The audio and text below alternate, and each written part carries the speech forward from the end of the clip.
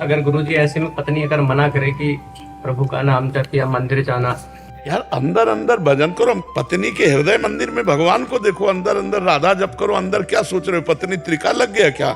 हमें बताओ, त्रिका लग गया तो नहीं कि तुम क्या सोच रहे हो? अगर वो माता पिता की सेवा ना करे फिर हम नहीं मानेंगे। फिर तो दुष्टता की हद हो जाएगी, फिर दुष्टता की हद हो जाएगी। फिर वृंदावन आते हैं तो उनको नाराजगी होती है, मंदिर जाते हैं तब। खैर इस पर तो हम सहयोग दे सकते हैं, मतलब मंदिर नहीं जाने को तो हम पत्नी के हृदय मंदिर में भगवान देखते हो, अंदर अंदर भजन करते हैं। लेकिन तुम पत्नी हो तो उन्होंने जन्म दिया। अगर पत्नी ऐसा कहे किसी की भी कि माता पिता की सेवा नहीं करनी, तो उसकी बात ना मानो। माता पिता पहला अधिकार पत्नी का नहीं, पहला अधिकार माता पिता का है कि जिन्होंने मुझे पैदा किया और जिन्होंने मुझे पति बनने लायक तेरे बनाया, उनकी सेवा नहीं छोड़ेंगे। उनकी सेवा ना छोड़े, चाहे जितनी बात बन जाए। कभी भी उन्हें हम कमा के लेके आते हैं, अगर हम कभी भी उन्हें पैसा रुपया देते हैं तो उन्हें दुख होता है। नहीं, माता पिता की सेवा करो बच्चा, धन्यवाद। पत्नी को भी सुख दो, पत्नी का भी आदर करो, पत्नी को भी पैसा दो, उसकी कामना पूर्ति करो, क्योंकि वो अर्धांग है। लेकिन माता पिता सर्वप्रथम। हमें लगता है वो पत्नी कैसी, आजकल पत्नी ऐसी आती है। मान लो बूढ़े माता पिता हैं, अगर तुम दोनों जवान पति पत्नी उनकी सेवा नहीं करोगे तो किसके पास जाएंगे वो? कल तुम बूढ़े होगे, तुम्हारे बच्चे तुम्हारा ऐसा, थोड़ी देर तुम अपने माता पिता की जगह खड़े होके देखो और तुम्हारा पुत्र तुम्हारे साथ करे तो हाँ, तो वो फिर अगर देखो, जो आप माता पिता को सुख पहुंचाओगे तो आपको सुख पहुंचाएगा, अगर माता पिता को दुख पहुंचाओगे तो फिर तुम्हारे को दुख पहुंचाएगा। एक बूढ़ी माँ को मिट्टी के खपरे पे दाल रोटी देती थी, तो एक दिन खपरा थोड़ा ज्यादा ऐसे हिल गया तो लड़के ने कहा, मम्मी टूटने न पावे। तो उनका क्यों? बोले यार दादी को देती हो ना, कल इसी में हम आपको देंगे। वो बच्चा देख रहा है तुम्हारे आचरण, भगवान उसकी ऐसी बुद्धि करेंगे जैसा तुम अपने सास ससुर के साथ करोगे ना, वैसे तुम्हें भोगना पड़ेगा। नहीं, माता पिता भगवान है, मातृ देवो भव पितृ, इस बात पे हम नहीं मानेंगे। अपने माता पिता की सेवा करते हुए उसका भी पोषण करो, उसको भी रुपए दो, उसकी भी कामनाओं की पूर्ति करो। लेकिन ऐसा नहीं के पास रहता है, हम तो कहते नहीं कि हमें पैसा चाहिए माता पिता को खर्चा के लिए। हाँ बिल्कुल दो, पहले हिस्सा करके दे दो। मान लो 1000 रुपया मिलता है तो 200 माता पिता को दे दो, 800 भले तुम रखो, लेकिन 200 तो दे दो उनको। भयो वृद्ध है, उनका पालन पोषण तो होना चाहिए ना। और जब शरीर स्वस्थ हो तो उनकी दौड़ के सेवा करो, किसी की बात मत मानो। इस सास ससुर को भी क्या ध्यान रखना चाहिए, क्योंकि एक पक्ष तो ये है बिल्कुल सही है और ऐसा होना चाहिए, दूसरे पक्ष में कहीं कहीं वहां से भी गड़बड़ हो जाए। उस बहुत ज्यादा गड़बड़ी होती है। जो सास ससुर हैं उनको चाहिए कि हम अपनी बेटी के साथ कैसा व्यवहार करेंगे। अगर हमारी बेटी होती इस जगह तो हम कैसा व्यवहार करते, ठीक अपनी बिटिया जैसा व्यवहार करना चाहिए सास ससुर को।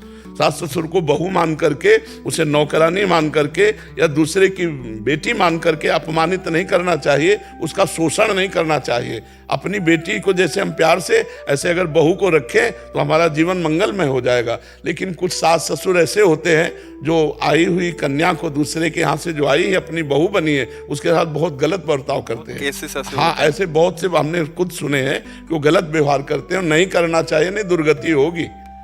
यहाँ नहीं दुर्गति होगी तो भगवान के यहाँ दुर्गति होगी। तुम्हारे यहाँ वो आई हुई कन्या है, अगर तुम उसका आदर नहीं करते हो, उसके साथ मतलब कठोर व्यवहार करते हो, गलत व्यवहार करते हो, तो तुम्हारी दुर्गति हो जाएगी। पहली बात तो यही हो जाएगी, और यहाँ बचेगी तो नरक में हो जाएगी। इसलिए बहुत सावधान रहना चाहिए। ऐसा नहीं है कि आई हुई गृह लक्ष्मी को सताया जाए। जो नववधू आती है वो गृह लक्ष्मी है, हमारे कुल परंपरा को चलाने वाली है, वो कोई साधारण नहीं है। अगर उसको आप अपमानित करेंगे, और जिसके घरों में स्त्री को दुख दिया जाता है उनके घरों में कभी लक्ष्मी नहीं टिकती, ये ध्यान रखना। जहाँ स्त्रियों को मारा पीटा और मतलब उनको नीचा दिखाया जाता है, उन घरों में कभी स्त्री संपन्न नहीं हो सकते, वो स्त्री संपन्न सुखी नहीं हो सकते। इसलिए देवी स्वरूपा है, स्त्रियों का आदर करे, पर स्त्रियों को जरूर चाहिए कि अपने सास ससुर वयोवृद्धों की सेवा के लिए अपने पति को मना ना करें, स्वयं सेवा करें। अगर स्वयं रुचि नहीं है तो फिर पति को करने दें, वो व्यवस्था कर रहा है जैसा भी, उसके विरोध में ना रहे, नहीं तो आपका जीवन नरक हो जाएगा। आपके लड़के आपके साथ जब ऐसा व्यवहार करेंगे तो फिर जीवन बहुत नरक हो जाएगा। आज तुम वयोवृद्धों को दुख दोगी तो कल तुम्हारे लिए तुम्हारे बच्चे, तुम्हारी संतानें तुम्हें दुख देंगी। शरीर स्वस्थ है यार, खूब माता पिता की सेवा करो, परिवार को सुखपूर्वक चलाओ। मनुष्य जीवन बड़ा दुर्लभ है, दुर्लभ देह मिली तो आनंद लूटो। यहाँ क्लेश, अशांति, नाना प्रकार की गलत आचरण वाली वृत्तियां, ये सब त्यागो, आनंदमय जीवन व्यतीत करो। अरे जी, इसमें सबसे ज्यादा रोल पति का रहता है, पत्नी की तरफ से और माता पिता की तरफ। पति का बहुत ज्यादा रोल होने के कारण उनके दोनों के बीच सामंजस्य बिठाने के लिए उसका क्या रोल होना चाहिए हमारा? बहुत बहुत सुंदर बात है, क्योंकि देखो पति को बहुत धैर्यवान होना चाहिए, क्योंकि वो भी इनको सुनाएंगे, ये भी। हाँ, बहुत धैर्यवान होना चाहिए। उसको चाहिए कि उचित बात पत्नी की सह ले, और जब अनुचित बात हो तो हट जाए, मारे नहीं, पीटे नहीं, गाली गलौज नहीं करे। और माता पिता जब उचित या अनुचित दोनों बोले तो उसको सह जाए, कभी उनको गाली गलौज न करे, कभी उलटकर जवाब न दे। पत्नी की उचित बात सह जाए, अनुचित बात में चल दे। माता पिता की उचित अनुचित दोनों बातें सह जाए, वो चाहे गाली दे चाहे अपमान करें, क्योंकि हम उनके पुत्र हैं, उनके दास हैं, उनकी बात सहकर उनकी सेवा करें। माता पिता में जब तक हम भगवत भाव नहीं करेंगे तब तक सेवा नहीं बनेगी। जैसे आप सेवा करो, इसके बाद कोई रिश्ते नातेदार आया तो उसे कहेंगे बिल्कुल सेवा, मान लो हम कह रहे हैं, वो निंदा कर दें आपकी, तो भी आपको उनको मारना नहीं है, गाली गलौज नहीं करना, चुपचाप मुस्कुराकर वैसे ही सेवा करनी है जैसे पहले कर रहे थे। इससे तुम्हारा मंगल हो जाएगा। और पत्नी को भी प्यार देना चाहिए, मारना पीटना ठीक नहीं है। अगर वो अनुचित व्यवहार करती है तो हमारा रुख बदल जाना ही उसके लिए मारने जैसा होगा।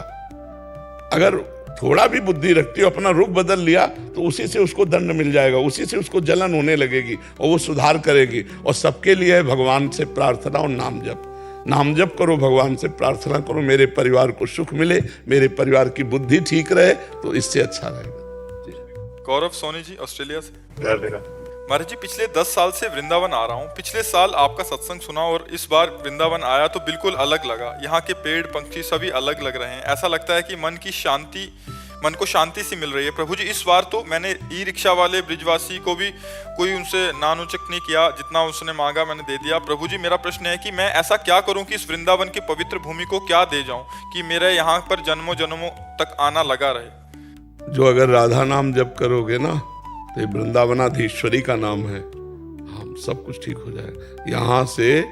यहाँ दिया नहीं जाता, यहाँ से लिया जाता है। ये अगाध समुद्र है करुणा का। यहाँ तुम क्या दे सकते हो? केवल अपने भाव, रुपया पैसा या कुछ, ये सब केवल बाहर है। वृंदावन। एक बार अकबर सम्राट आए और स्वामी हरिदास जी के चरणों में प्रणाम किया और कहा, स्वामी जी कुछ सेवा करना चाहते हैं? बादशाह थे। उनका नहीं, कोई सेवा नहीं। बोले, स्वामी जी सेवा तो बताइए। तो स्वामी जी समझ गए बादशाह इसको गर्व है इस बात का कि बात। तो स्वामी जी ने कहा, केसी घाट की एक सीढ़ी ठीक कर दो। तो उनका, आप बादशाह से बात कर रहे हैं, पूरे घाट का घाट निर्माण कर। बोले, जाओ। तो जब गए तो दिव्य वृंदावन की एक सीढ़ी देखी, लौट के आए चरणों में। बोले, हमारे पास खजाने में ऐसे हीरे ही नहीं जिससे मैं सीढ़ी जड़वा सकूं, कोना टूटा है, हम असमर्थ हैं। तो वृंदावन वो महिमामय है जहाँ अकबर सम्राट भी असमर्थ हो गया था। तो अपने लोग वृंदावन को कुछ दे नहीं सकते भाव के सिवा। भावोत्सवेन भजताम रस काम धेनुम तम राधिका चरण रेणुम। हम यही भाव कि रिक्शा वाले में भी आपका भगवत भाव हो गया, लता पता यहाँ के पशु पक्षी सब में भाव, यही सबसे खास बात है। भाव ही यहाँ है, प्रभु को भाव के सिवा और हम क्या दे सकते हैं? हमारे पास जो कुछ है सब प्रभु का दिया हुआ है। शरीर प्रभु का दिया हुआ, घर प्रभु का दिया हुआ, मकान प्रभु का दिया हुआ, रिश्ते नाते प्रभु को। देख लो, एक गृहस्थी भी बहुत मंगलमय मार्ग है। गृहस्थी कोई अपवित्र मार्ग आप अपवित्र कर रहे हैं, जिससे हाथ मिलाया, प्यार करके जीवन निर्वाह किया, एक दूसरे की कमियों को क्षमा किया, प्यार में जिंदगी। आजकल ज्यादा प्रेम विवाह होते हैं और साल पूरा कम होता है, 1 वर्ष के पहले डिवोर्स भी हो जाता है। हमें नहीं लगता कि प्रेम विवाह या क्या है। पुराने जमाने में बाप बाबा दादा तय कराते शादी, और दुल्हन तब देखने को मिलती जब घर में दुल्हन बन के आ जाती, और आजीवन निर्वाह करते थे। नहीं निर्वाह करते थे, डिवोर्स कभी नहीं सुना हमने। तो हमें लगता है कि जो तुम लोग गृहस्थी में हो, तुम्हें सब अनुकूलताएं मिली, तो तुम्हें धन्यवाद देना चाहिए भगवान को। नहीं कि भगवान आप हमारे ऊपर बहुत कृपाल हो, जो हमें भरा पूरा परिवार सब दिया है। तो भगवान का भजन करो कि उसी परिवार में सुखपूर्वक जीवन व्यतीत हो। महाराज जी, संत समाज के विषय में आप कुछ ना कुछ बोला करिए। महाराज जी से इससे निंदा स्तुति होती है और वो हमारा विषय है नहीं। हम सबको भगवान मानते हैं। इसीलिए तो हम आपसे कह रहे हैं कि आपको दुनिया सुनती है, वो चाहे गृहस्थ हो चाहे संत हो। और आपका बात निंदा की नहीं है, क्योंकि संत निंदा से परे होता है हमारा श्री। पर हाँ, पर इसमें क्या है, जैसे हम किसी संत के विषय में बोले कि ये आचरण पाखंड है और वो आचरण उनमें हुए तो उनको चुभेगा।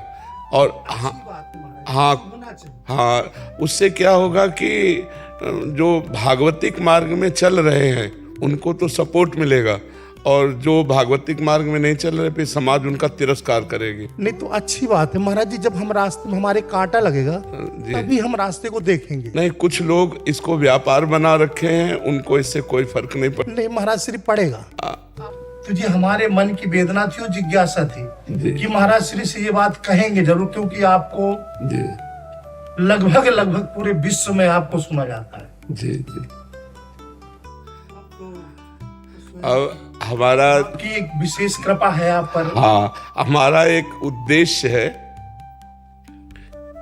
ये क्रूरा अपि पापिनो न च सताम संभाष्य दृश्याश्चे सर्वान वस्तुतया निरीक्ष परम स्वाराध्य बुद्धिर्मम।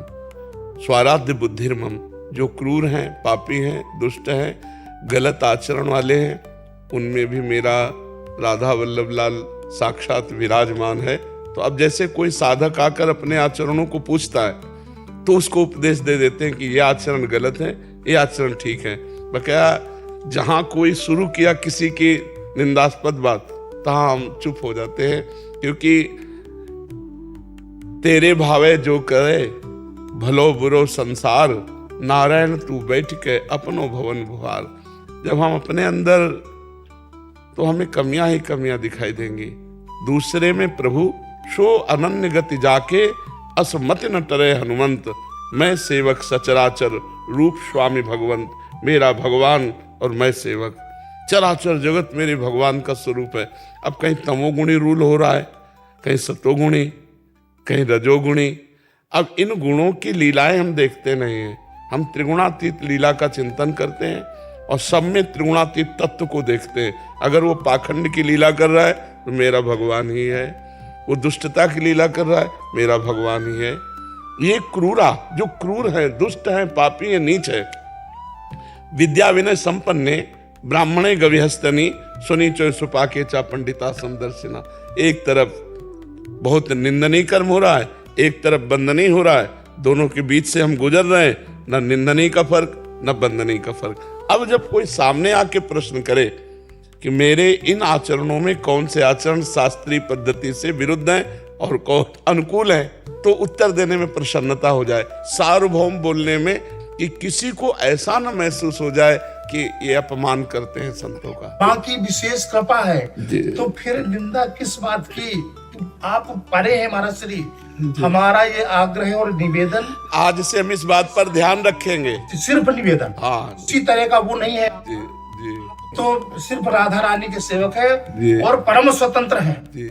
नहीं, क्योंकि आप मार्गदर्शक हैं जी। संत समाज के बात शैव या वैष्णव की नहीं हम कर रहे हैं जी हाँ, अपने समाज की बात कर रहे हैं महाराज श्री। बिल्कुल। वो चाहे आप में हो चाहे हम में हो। बिल्कुल। ये हमारी जिज्ञासा बहुत समय से थी। जी जी। अभी हम कुंभ से लौटे तो यही जिज्ञासा हुई कि आज हमें महाराज श्री से मिलना ही मिलना है। हम आगरा से चल करके आए। जरूर, आज से इस बात पर हम ध्यान रखेंगे कि जब कोई प्रसंग आएगा ऐसा, तो संतों के लक्षणों का वर्णन और इन लक्षणों से विलग जो चलता है वो पाखंड है, चाहे कोई भी हो। क्या बढ़ जाएगी महाराज श्री? हाँ, आप बोलने लगेंगे तो संख्या बढ़ेगी। जी जी। आप कहने लगेंगे तो कुछ चीजें ऐसी होती है न चाह करके भी करना पड़ता। हाँ, हमारी समाज जब प्रवीण हो जाएगी तो उसको सावधान होना पड़ेगा।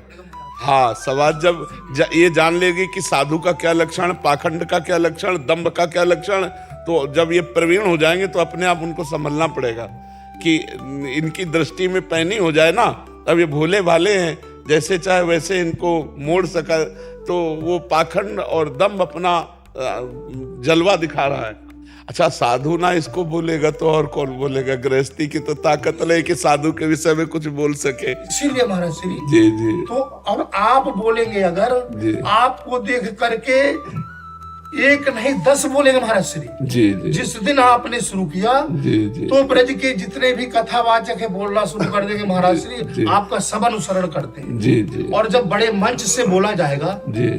कहीं ना कहीं तो कुछ ना कुछ तो उसमें सुधार। नहीं तो भगवान ने आपको प्रेरित किया तो जरूर इस विषय में हमारी बड़ी वेदना है। जी जी आप जरूर, क्योंकि ये सब अनुसरण करते जी। हैं। समाज जो है वो संत का अनुसरण करता है। बिल्कुल बिल्कुल और जब संत जाता है तो आपस में ये लोग कहते हैं कि देखो बाबा लोग क्या कर रहे हैं। बिल्कुल बिल्कुल। तो जो 10 वैसे हैं और 2 उस बीच में जो महात्मा होते हैं ना, जी बड़ी वेदना होती है वो सब सुन करके जी जी हटना पड़ता है। बिल्कुल बिल्कुल बिल्कुल बिल्कुल बिल्कुल कुछ नहीं। कह भी नहीं सकते क्योंकि उनकी बात सुनते हैं, सुन करके ही रहते हैं, क्योंकि संत तो संत है। जी जी जी फर्क नहीं कुछ पड़ता है। जी तो जी फिर आपको महाराज श्री इन सब चीजों में फर्क तो पड़ेगा ही नहीं, क्योंकि कृपा राधा रानी की है। जी, जी। तो कोई कुछ भी कहे उससे क्या होता है। जी नहीं, अवश्य आपके प्रार्थना अवश्य श्री जी अवश्य बुलवाएंगी। हाँ श्री जी अवश्य बुलवाएंगी। की कृपा है। हाँ जो वो है या देवी सर्वभूतेषु बुद्धि रूपेण संस्थिता, वही आपको बुद्धि दे रही, वही इधर बुद्धि दे के बुलवा देगी। स्मृति जी दिल्ली से। राधे राधे महाराज जी। महाराज जी, राधा रानी को आध्यात्मिक जगत में भक्ति समर्पण की परम मूर्ति क्यों माना जाता है? प्रेम, निस्वार्थ, प्रतिक्षण वर्धमानम, सूक्ष्मतरम, अनुभव स्वरूपम, कामना रहितम, उस प्रेम का समुद्र श्री कृष्ण, उस प्रेम समुद्र का सार श्री लाडली जो प्रीति मूर्तिमती रस सिंधु सार संपदि विमला वैदग्धी नाम हृदयम काचन वृंदावनाधिकारिणी जयती। जो प्रेम समुद्र के अंश से ही सारे जगत में प्रेम है, उस प्रेम समुद्र श्री कृष्ण के हृदय का सार रूप सांद्रानंद घन प्रेम मूर्ति किशोरी जी। और प्रेम का स्वभाव क्या है? प्रतिक्षण वर्धमानम। प्रेम का स्वभाव क्या है? देना ही देना। प्रेम का स्वभाव क्या है? अपने प्रीतम के सुख को देखना। प्रेम का स्वभाव क्या है? अपने प्रीतम से एक क्षण भी विलग न रह पाना। प्रेम का स्वभाव क्या है? प्रीतम के स्वभाव के अनुसार, उनकी रुचि के अनुसार उनको सुख देना। ये सब बातें किशोरी जी में विराजमान, इसीलिए प्रीतम उनके चरणों में महावर लगाते हैं। जब किशोरी जी का ऐसा भाव, तो किशोर जो उनके चरणों में महावर लगाते हैं, हाथ जोड़कर खड़े रहते हैं उनकी आज्ञा पालन के लिए। और सत्य पूछो तो राधा और श्री कृष्ण एक कहने को दो हैं, एक ही तत्व दो रूप में है। रसोया परमानंद एक द्विधा सदा, श्री राधा कृष्ण रूपाभ्याम तस्मै तस्मै नमो नमः। जो रस में परमात्मा है, पर ब्रह्म है, वही 2 रूप धारण करता है, एक किशोरी जी का रूप, एक लाल जो श्री कृष्ण का रूप। जो रसोया परमानंद एक द्विधा सदा, वो एक है होते हुए भी 2 रूप में है। जिसे वेद कहते हैं रसो वैसा रसम हेयम लब्ध्वा आनंदी भवतु। परमात्मा कैसा है? बोले रस स्वरूप है। वही हमारे वृंदावन में रस स्वरूप परमात्मा, रस की ही मूर्ति दो, रसिक लाडली लाल, रस ही सो बिलसत है, रस भरे नयन विशाल। तो किशोरी जी तो प्रेम का साक्षात समुद्र का सार रूप है, सांद्रानंद घन प्रेम मूर्ति किशोरी। तो हमारी किशोरी जी के तक पहुंचने के लिए पहले लालजू तक तो पहुंचे, पहले प्रेम समुद्र लालजू तक पहुंचे, तब वो कृपा करके किशोरी जी तक पहुंच। किशोरी जी तक पहुंच गया तो प्रेम की चरम सीमा किशोरी जी है, जिनके अधीन है श्री लालजू महाराज। प्रेमाधीन कहा जाता है ना भगवान को, तो वो तो किशोरी जी के अधीन है लालजू महाराज। ऐसा प्रेम जब प्रकट हो जाता है, किशोरी जी श्याम रंग में रंगी है और श्याम जी श्यामा रंग में रंगे हुए हैं। समझ में नहीं आता कि कौन इनमें प्रधान है, कौन इनमें लघु है। दोनों देखो तो समान प्रेम वाले हैं। लाल मरकत मन छबीलो तुम जो कंचन गात, बनी सहित हरिवंश जोरी उभय गुण गन्मात। नागरी नव किशोर मिथुन मनस चोर, दोनों के चित्त को चुरा रहे हैं, दोनों के प्रति समर्पण है, दोनों चकोर हैं, दोनों चंद्रमा है, क्योंकि एक ही तत्व रस तत्व श्री राधा और कृष्ण के रूप में विराजमान है। समझ पा रही हो आप? सोनाली जी मुंबई से। राधा वल्लभ श्री हरिवंश महाराज जी, आपके चरणों में कोटि कोटि प्रणाम। महाराज जी, मेरा प्रश्न यह है कि जीवन में गुरु जी का योग कैसे होता है? क्या ये पहले से निश्चित है गुरु योग? ये कोई ब्याह की तरह, लड़का बच्चा की तरह, सांसारिक संबंध की तरह संबंध नहीं है। आपको सत्संग मिला, प्रथम भगति संतन कर संगा। सबसे पहली कृपा होती जब सत्संग मिला तो अध्यात्म की जिज्ञासा हुई, अध्यात्म की पूर्ति के लिए गुरु की खोज होती है। क्योंकि हमारे जितने कर्म हुए वो दो प्रकार के होते, शुभ और अशुभ। शुभ कर्म का फल सुख है सांसारिक, अशुभ कर्म का फल दुख है, ना कि गुरु की प्राप्ति। गुरु की प्राप्ति तो होती है भगवान की कृपा से, और वो कृपा तभी उदय होती है जब हम साधु संग करते हैं, साधु सेवा करते हैं, तो हमारे हृदय में जिज्ञासा होती कि मुझे भगवान कैसे प्राप्त हो। तो फिर गुरु का वरण करके हम भगवान के मार्ग में चलते, तो गुरु कहाँ मिले, कैसे मिले, तो हम भगवान से प्रार्थना करते हैं, तो भगवान ही गुरु रूप से मिलते हैं। बंदो गुरुपद कंज कृपा सिंधु नर रूप हरि, नर रूप हरि महामोहतम पुंज जासु बचन रवि करनि कर। गुरुदेव भगवान है, भगवान गुरुदेव हैं। जब कृपा करते हैं तो या के मिल जाते हैं या अपनी तरफ घसीट लेते हैं, और बिना गुरु के ब्रह्म प्राप्ति, भगवत प्राप्ति, ब्रह्म बोधि असंभव है, असंभव। नाम जब साधना का फल है, गुरु की प्राप्ति, गुरु की कृपा का फल है भगवान की प्राप्ति। और जी व्यवहारिक दृष्टिकोण से देखा जाए तो तत्काल प्रभाव से गुरु दीक्षा लेनी चाहिए? नहीं, किसी से तत्काल प्रभावित होकर गुरु दीक्षा नहीं लेनी चाहिए। लंबे समय तक आता जाता रहे, उनके आचरण देखता रहे, उनकी बातचीत सुनता रहे, उनका प्रभाव देखता रहे, अपने ऊपर क्या प्रभाव पड़ रहा है। दूसरे कह रहे हैं कि ऐसा है वैसा है, हमें नहीं, हम अपने नेत्रों से देखें, क्योंकि हमारी पर्सनल श्रद्धा का विषय है। जब तक हमारी श्रद्धा, तभी कहते हैं ना, पानी पियो छान के, गुरु करो जान के। जब हमारी पूरी श्रद्धा हो गई कि हमारे परब्रह्म परमात्मा भगवान है, बस गुरु मान। और जब हमने मान लिया तो दुनिया कुछ कहे, अब हम अपनी मान्यता को नहीं टालने वाले। ऐसे चला जाता है परमार्थ। यानी कि प्रवचन सुना, भीड़ देखी, गुरु मंत्र ले लिया, 4 दिन के बाद फिर हमारा भाव बिगड़ गया, तो फिर किसी काम के नहीं रह गए। कम से कम संसार में गलतियां हुई तो गुरु की शरण में आकर निकलने का रास्ता तो मिल गया, और जब गुरु से गलतियां बन गई तो अब कहाँ जाए। जहां आगे के दाझे गए भजी पानी में आग लगे तो क्या कीजिए। आग से भगा हुआ पानी में गया, और जब पानी में आग लग गई तो फिर क्या होगा। संसार से भागा हुआ गुरु की शरण में गया, और गुरु से ही धोखा हो गया, गुरु में दोष दर्शन हो गया, तो आप भाग के कहाँ जाए। आगे के दाझे गए भजी पानी में आग लगे तो क्या कीजिए। इसलिए गुरु बहुत सूझ समझ करके बनाना चाहिए। हमारी सूझ, हमारी समझ जब बिल्कुल फाइनल में आ जाए कि हाँ ठीक है, तो गुरु बना लेना। किसी के कहने से गुरु नहीं बनाना चाहिए, और तत्कालिक प्रभाव से गुरु नहीं बनाना चाहिए। या बहुत अच्छा प्रवचन कर लगते हैं, बड़ी भीड़ लगती है, ऐसा वैसा नहीं। ये कोई भीड़ के लिए हम थोड़ी वर्ण कर रहे हैं गुरु का। हमारे हृदय में क्या प्रभाव पड़ रहा है। इनके उपदेश से हमारे दोष कम हो रहे हैं, इनके संग से हमें भगवान प्यारे लगने लगे, इनके दर्शन से हमें ऐसा लगता है कि हमारे भगवान है, तब हमको गुरु। बहुत सारे जने आते हैं ना कि ऐसे ले ली थी गुरु दीक्षा, सासू माँ ने कहा ले लिया, वो मम्मी पापा ने कहा। नहीं, बिल्कुल वो मम्मी पापा का विषय यह है कि तुम्हारी श्रद्धा है, हमारी श्रद्धा होगी तब हम लेंगे। इसमें मम्मी पापा का विषय नहीं चलता है, इसमें अपनी श्रद्धा का विषय चलता है। आदर्श तिवारी जी, राधे राधे। महाराज जी राधे राधे। महाराज जी, प्रभु को पाने के लिए आपके जैसा संघर्षशील जीवन जीना पड़ेगा क्या? भैया, माया को प्राप्त करने के लिए क्या संघर्ष कम होता है क्या? आप बताओ, आप लोग बताओ। रुपया प्राप्त करने के लिए, यहाँ का पद प्राप्त करने के लिए, भोजन करने के लिए, या कुछ भी करने के लिए कुछ करना होता है ना। संघर्ष, एक किसान आदमी कितनी मेहनत करता है तब अन्न पैदा कर पाता है।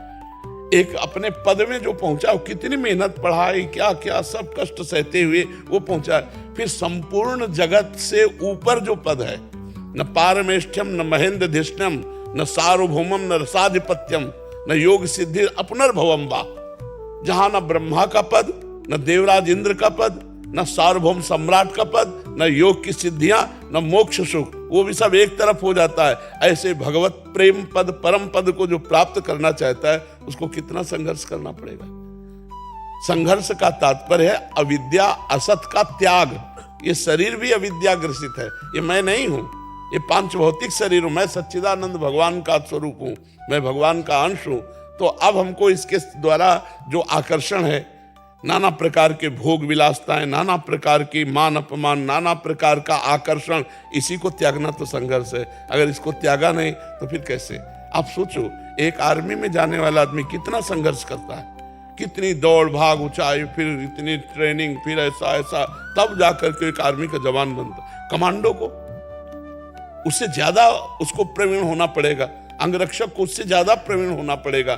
तो अब भगवान का पार्षद बनना है, समझो, भगवान का उसे पार्षद बनना है, तो उसको कितना संघर्ष झेलना पड़ेगा।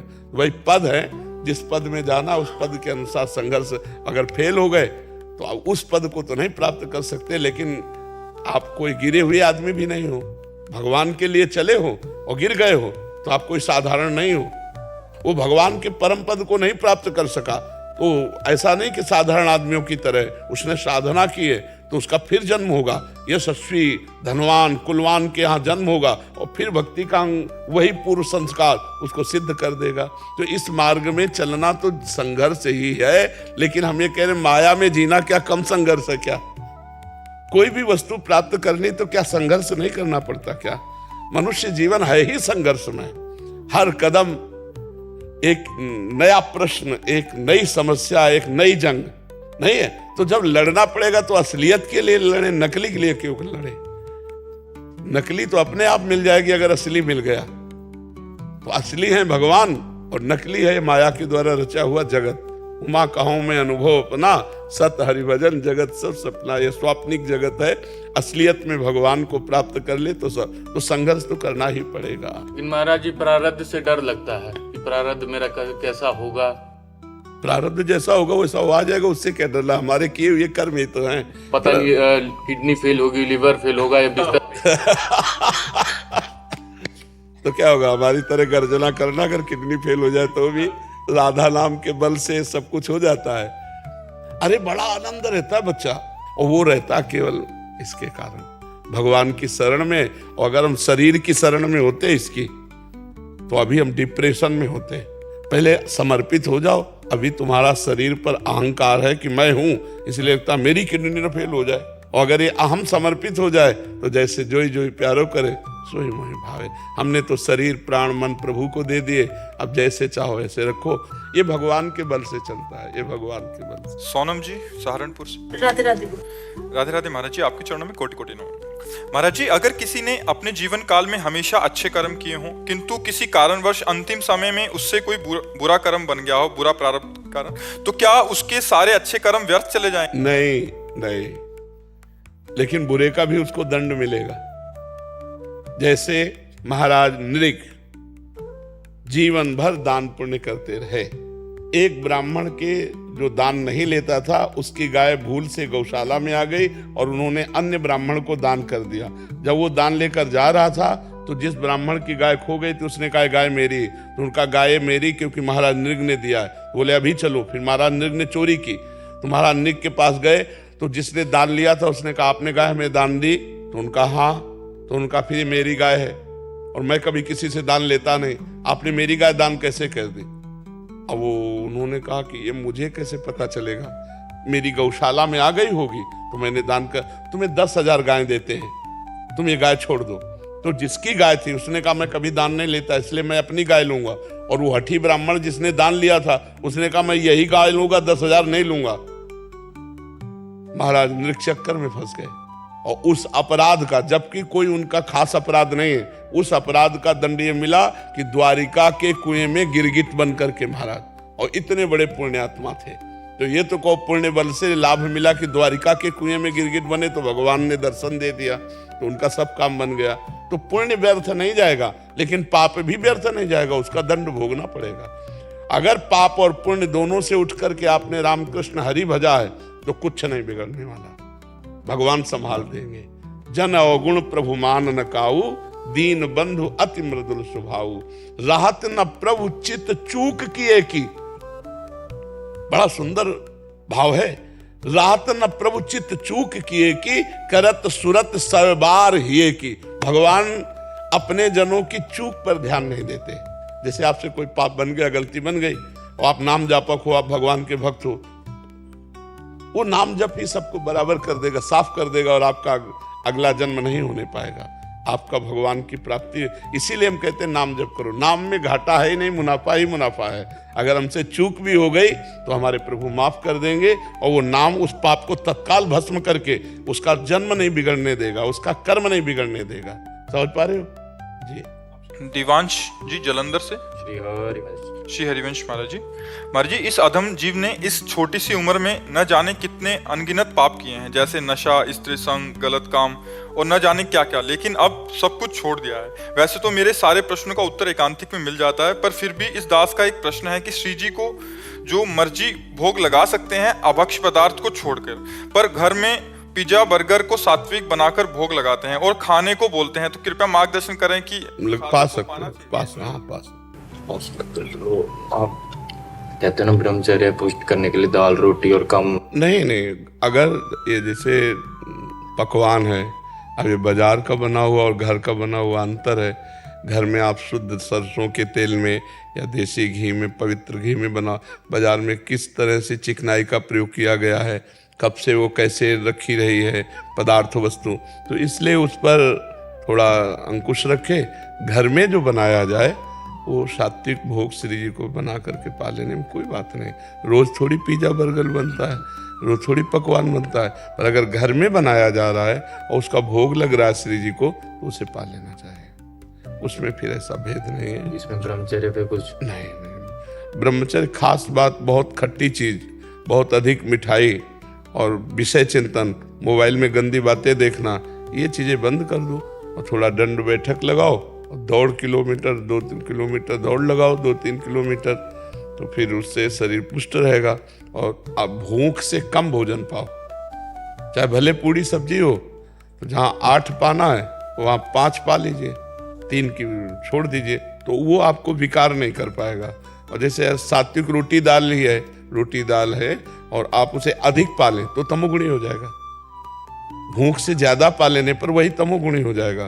तमोगुणी पदार्थ है, जैसे कोई ऐसा पदार्थ है कि जिसमें तमोगुण प्रभाव और आप थोड़ा पालें तो सात्विक पैदा कर देगा भाव। अमित सात्विक पवित्र आहार थोड़ा पाने की बात कही गई, लेकिन अगर उसी को अधिक, मान लो खीर है, आप अधिक पा लीजिए, सात्विक है लेकिन अधिक पा लीजिए तो रजोगुण, और अधिक पा लीजिए तो तमोगुण बढ़ जाएगा उसी में। निद्रा, आलस्य, प्रमाद ये ऐसे आने लगेगा। जो पाना है अपने सात्विक भाव से घर में बनाओ, घर में सेवई की तरह उनको निकाल लो और घर में उनको बना के पाओ, कोई परेशानी नहीं। बाजार की बनी हुई चीजें ये मतलब भजन मार्ग वालों के लिए उचित नहीं है, असात्विक होती हैं, क्योंकि बनाने वाले किस भाव वाले, कैसी पवित्रता रखी है, कैसे पदार्थों की पवित्रता है, ये सब तो वो हमारी बुद्धि पर प्रभाव डालते हैं। इसलिए हमको जो भी पाना, गोलगप्पा पाओ, अपने घर में बनाओ, श्री जी को पवाओ और फिर पालो बाद में। ऐसे जैसे आजकल कितनी सारी दुकानें चल पड़ी, उन्होंने प्याज लहसुन बंद कर दिया, पर वो अब पता नहीं उनके जो वर्कर हैं पवित्र हाँ से बना रहे हैं। हाँ, तो घर वाले कहते हैं कुछ नहीं होता, भोग लग गया अब खा लो। मैं कहा नहीं, हम क्यों नहीं पा सकते, श्री जी को कैसे पवा देंगे। हाँ, वैसे चाहिए तो अपने हाथ से बना के घर में पवित्र। हाँ, तो घर वाले कहते हैं पालो, पर आप सत्संग में कहते हो कि ब्रह्मचर्य। हाँ, बिल्कुल साथ बहुत कृपा है आप पर, जो आप ऐसा चिंतन करते हैं, बहुत कृपा है। बहुत अच्छे से चलो ऐसे, इन कुछ नहीं, जवान के नीचे हुआ सब अरगल बरगल सब बिस्टाई बन जाना है। नहीं, चाहे खीर पियो, चाहे रबड़ी, चाहे जलेबी, बस इतना ही है, 2 अंगुल जवान की बात है। और जहाँ यहाँ से गया तो सब बिस्टाई बन जाएगा, दुर्गंध युक्त नहीं हो जाएगा। तो जितनी देर, जितना संयम से चलोगे उतने लंबे समय तक ब्रह्मचर्य रह पाओगे। अगर खान पान बिगड़ गया तो फिर बिगड़ जाएगा। एक आपने ना फाल्गुन मास के ऊपर वो बताया था व्रत, फाल्गुन मास के लेकर त्रयोदशी पर्यंत तक। अरे वो पयो व्रत जैसे है, तो संतान उत्पन्न करने के लिए व्रत है, या सबसे बढ़िया, सब व्रतों में महान व्रत है ब्रह्मचर्य व्रत, और सब साधनाओं में सर्वश्रेष्ठ साधना नाम जप। तो ब्रह्मचर्य और नाम जप चल रहा है, आप किसी व्रत की जरूरत नहीं। उचित सात्विक भोजन पाओ, आनंद से रहो, ठीक है। उतना भोजन पाओ जितना मतलब पच जाए आराम से। निशांत प्रताप सिंह जी लखनऊ से। महाराज जी, आपके चरणों में कोटि कोटि प्रणाम। महाराज जी, जीवन क्या है और प्रभु ने हमें जीवन क्यों दिया है? प्रभु ने तो बहुत कृपा करके दिया है आनंद प्राप्त करने के लिए। अब जीवन क्या है ये तुम देखो कि तुम अपने जीवन को क्या बना रहे हो, तुम अपने जीवन को क्या मान रहे हो। अच्छे कर्म। हाँ, पर हमारे जीवन को प्रभु ने बनाया आनंद लेने के लिए। जैसे नीच योनियां, वो आनंद थोड़ी ले सकते हैं। मनुष्य जीवन है आनंद प्राप्त। अब आप विषयानंद लेते हो या भगवदानंद, अगर भोगों का आनंद लेते हो तो गिर गए, और अगर परमात्मा का आनंद लेते हो तो जीवन का लाभ मिल गया। जीवन का लाभ है भगवदानंद, परमात्मा आनंद, परमेश्वर का आनंद। और अगर इन्हीं भोगों में तो ये तो सुअर कुत्ता को भी प्राप्त है, उनके भी बच्चे होते हैं, वो भी सोते हैं, वो भी खाते हैं, वो भी मैथुन करते हैं। अगर इतने मनुष्य जीवन में तो बड़े भाग मानुष तन पावा का मतलब क्या रहा?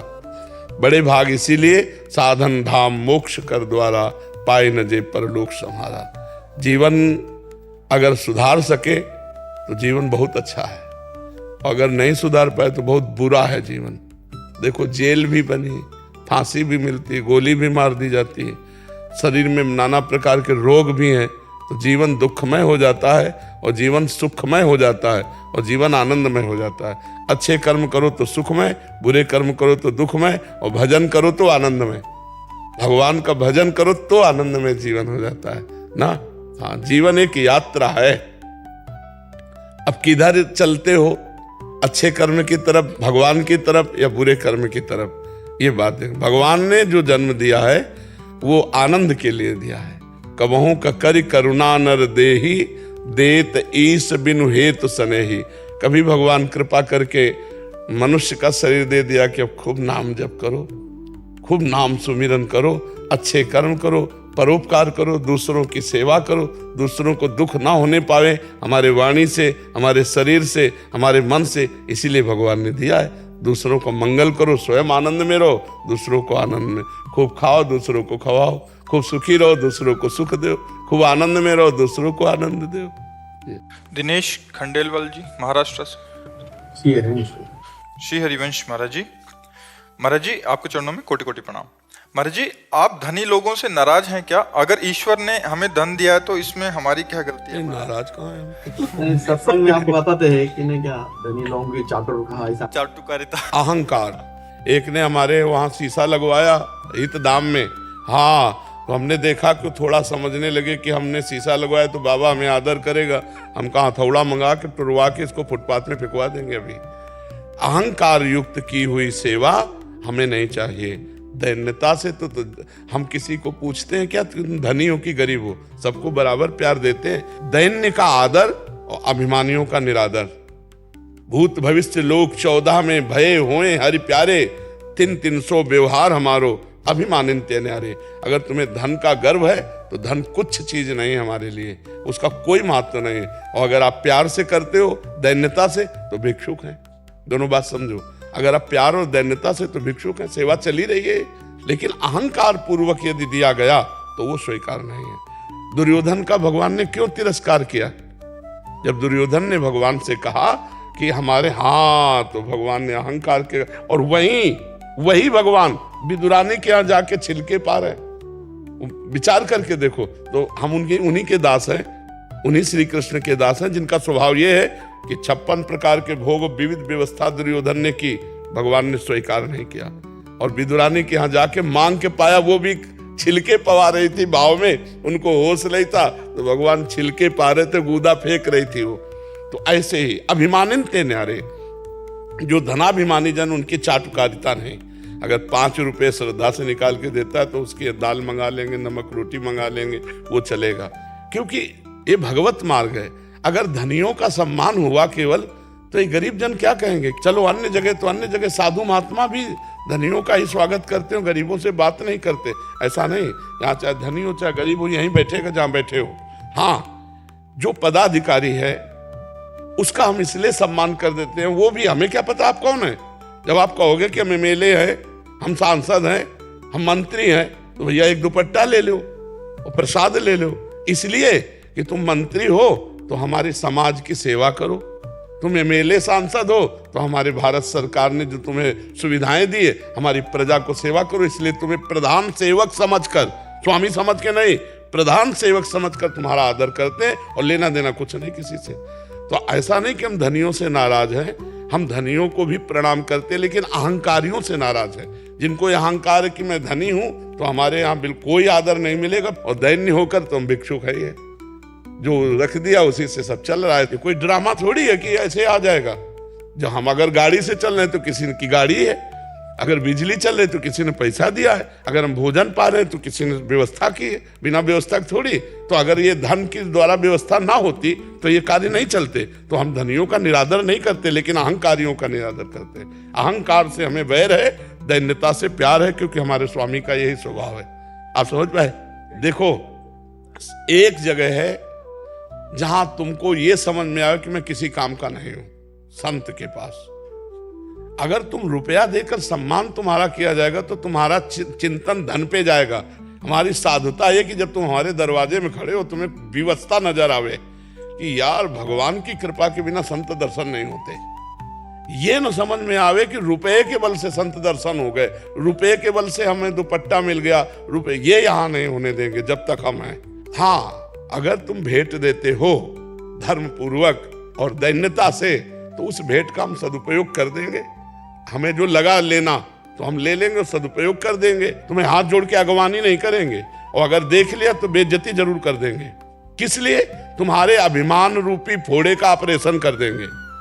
तुम्हारे अभिमान रूपी फोड़े का ऑपरेशन जरूर कर देंगे, क्योंकि तुम्हारी सदगति होनी चाहिए।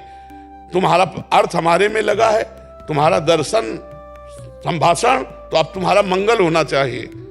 संत के दर्शन से, संभाषण से मंगल। तो मंगल दो प्रकार का होता है, एक प्यार से होता है और एक होता है शासन से। जो अहंकार तुम्हारी दुर्गति करने वाला, उस अहंकार का ऑपरेशन हो जाएगा। चलो निकलो यहां से।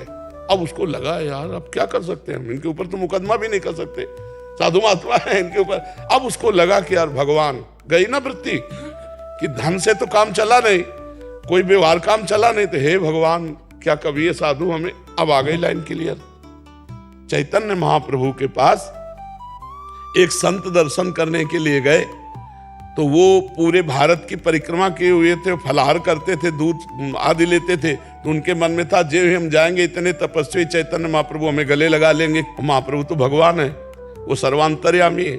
कीर्तन कर रहे थे, जो ही गए फिर महाप्रभु ने कहा कौन बहिर्मुख आ गया जिसके आते ही हमारे कीर्तन का रस सूख गया। तो वही आए थे। अब जो निकाले, अब एकांत में गए, रोने लगे कि महाप्रभु आपका तो अवतार हुआ है हम जैसे पतितों को पावन करने का। महाप्रभु दौड़ पड़े, उनको गले लगा लिया। समझे? जब दैन्यता आई तब महाप्रभु दौड़ के गए, गले लगा लिया। जब अहंकार आया तो निकलवा दिया। ये भगवत मार्ग को समझना चाहिए।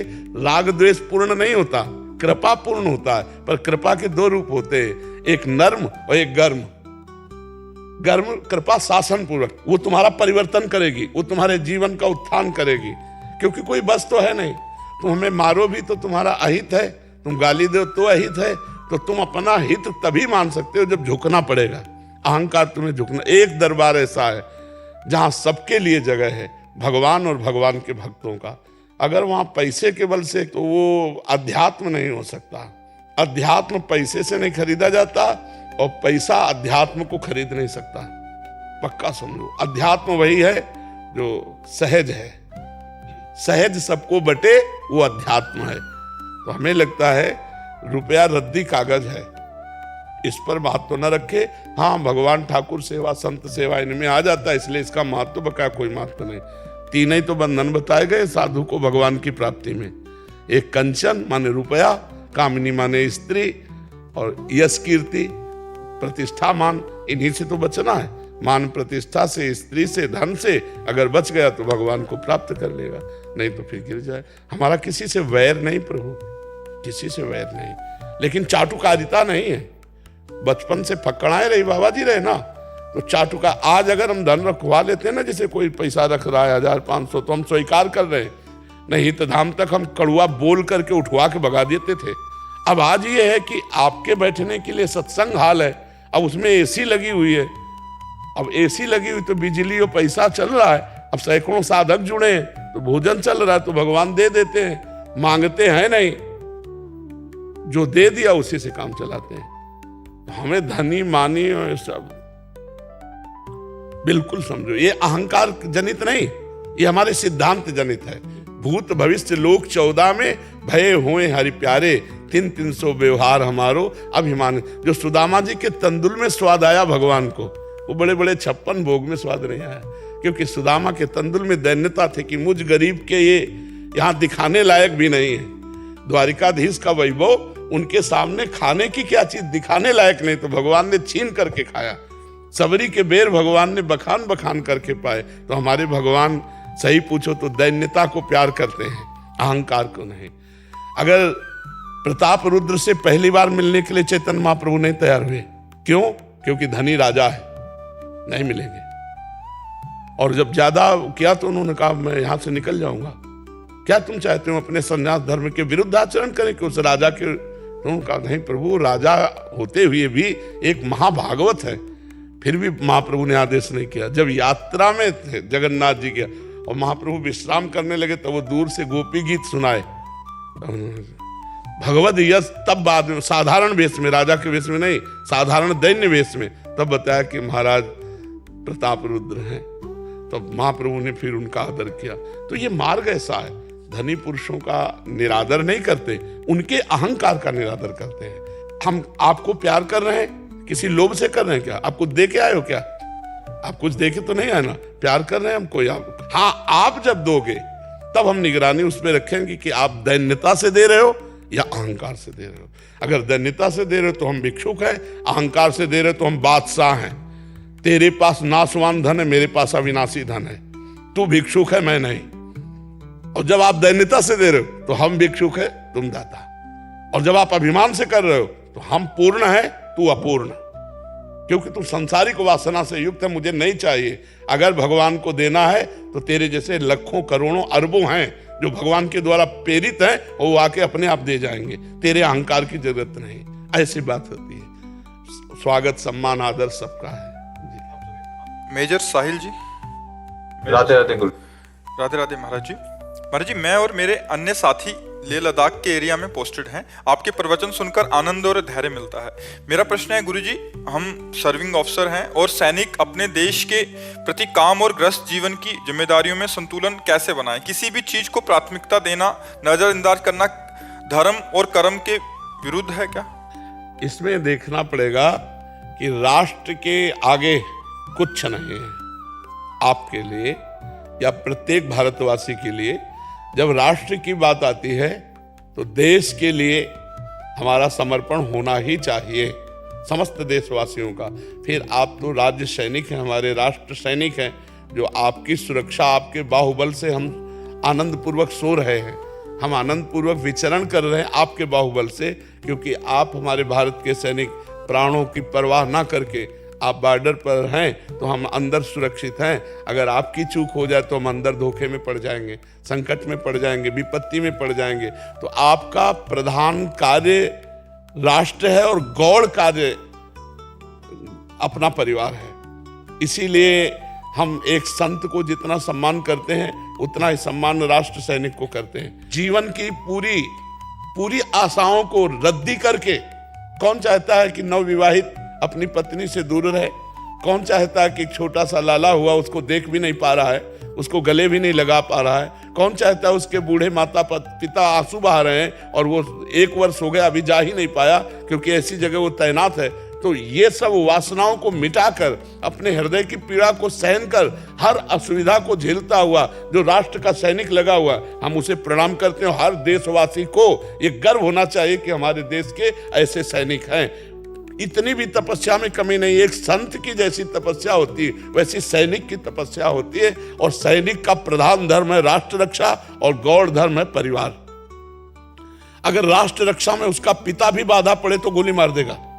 तो इसमें हुआ प्रधान राष्ट्र धर्म और गौड़ परिवार धर्म। इसीलिए आपका अगर शरीर छूट जाता है युद्ध क्षेत्र में, बिल्कुल भजन नहीं करते तो भी आपको स्वर्ग की प्राप्ति होगी। और अगर कहीं राधा राधा नाम जप करते हुए आपका शरीर छूट जाता है किसी कारणवश राष्ट्र सेवा में, तो आपको भगवान की प्राप्ति होगी। अलग से तपस्या करने की जरूरत नहीं। पर प्रधान धर्म राष्ट्र है और गौड़ धर्म जो है परिवार पोषण है, और वैसा आप लोग कर रहे हैं। क्योंकि जब आपको मिलने की इच्छा परिवार को ही तो आप नहीं मिल सकते।